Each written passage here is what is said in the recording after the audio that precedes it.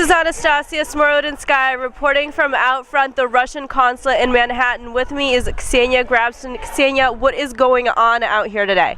We're holding a rally against falsification of parliamentary elections last Sunday in Russia and against people who were illegally detained and who were abused while being detained and put in prison illegally. And similar rallies were held throughout Russia and in dozens of world cities where people came together to protest against all those illegal and very wrong things. Who and how did they falsify the elections? What exactly were the signs of fraud? Well, there were at least two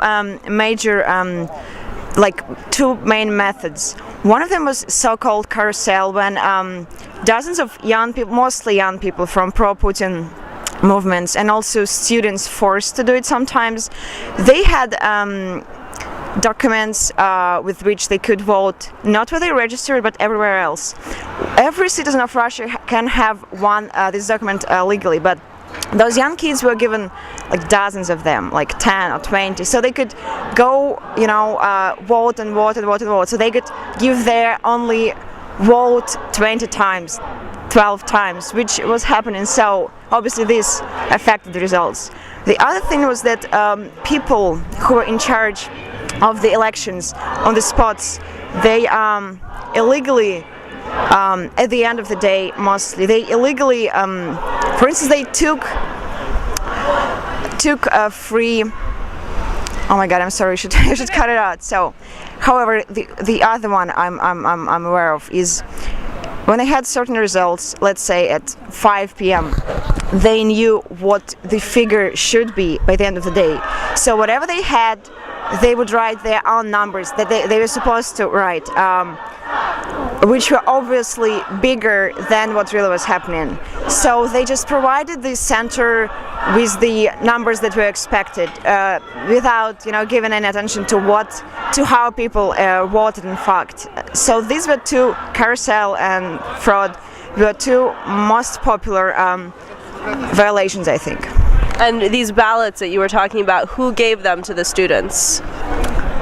Well, the case I know about is when students were gathered on website for job, like one-day job and so much money. So they were just invited there. They had their passports. Their names were known in advance. So they were just provided with these ballots by people who obviously had access to these ballots. So by people from government, maybe not central government, but local government. Okay. So it was, those papers were legal. So people who gave them, who distributed them, knew what they were doing, obviously, and it was a crime.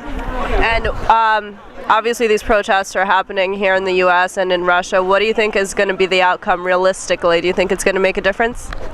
First of all, I'm very surprised and pleased that instead of 30,000 people in Moscow that were announced, there came at least 150,000 people, at least. I think much more.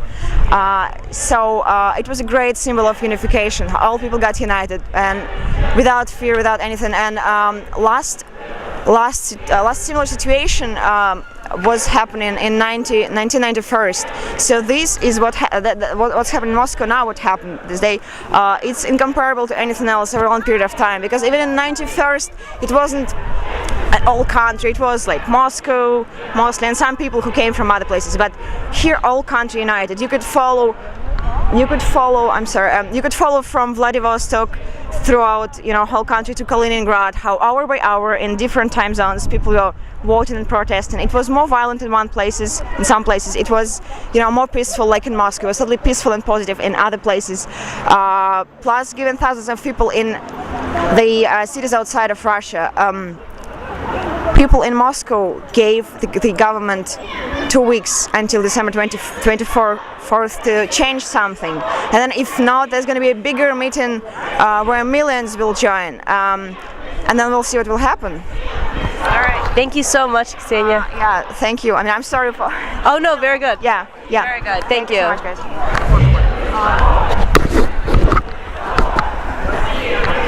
Now you hit the